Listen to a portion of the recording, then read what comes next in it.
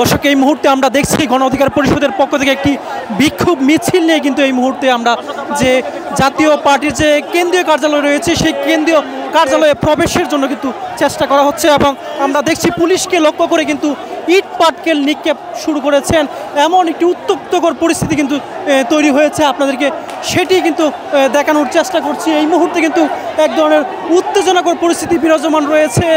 এই যে জাতীয় পার্টির যে কেন্দ্রীয় অফিস রয়েছে সেই অফিসের যে প্রবেশ রাস্তায় সেটি কিন্তু ব্যারিকেড দিয়ে প্রশাসন অবস্থান নিয়েছিলেন এবং সেই অবস্থানটি কিন্তু ভেঙে দেওয়ার জন্য কিন্তু আমরা দেখছি এই মুহূর্তে একটি বিক্ষোভ মিছিল নিয়ে কিন্তু ছাত্র জনতা এসেছেন এবং পুলিশকে লক্ষ্য করে কিন্তু ইট পাটকেল নিক্ষেপ করা হচ্ছে এবং ভুয়া ভুয়া স্লোগান কিন্তু দেওয়া হচ্ছে। আমরা সেটি কিন্তু লক্ষ্য করছি এই মুহূর্তে, আপনাদেরকে সেটি দেখানোর চেষ্টা করছি। এই মুহূর্তে কিন্তু এক ধরনের উত্তেজনাকর পরিস্থিতি কিন্তু তৈরি হয়েছে এই জাতীয় পার্টির যে কেন্দ্রীয় অফিস রয়েছে সেই কেন্দ্রীয় অফিসের সামনে, সেটি কিন্তু আপনাদেরকে দেখানোর চেষ্টা করছি।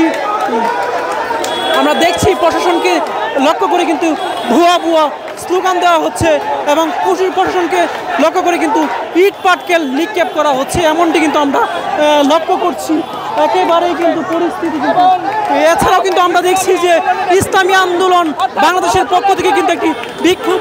দর্শক এই মুহূর্তে আমরা দেখছি গণ অধিকার পরিষদের পক্ষ থেকে একটি বিক্ষোভ মিছিল নিয়ে কিন্তু এই মুহূর্তে আমরা যে জাতীয় পার্টির যে কেন্দ্রীয় কার্যালয় রয়েছে সেই কেন্দ্রীয় কার্যালয়ে প্রবেশের জন্য কিন্তু চেষ্টা করা হচ্ছে এবং আমরা দেখছি পুলিশকে লক্ষ্য করে কিন্তু ইট পাটকেল নিক্ষেপ শুরু করেছেন।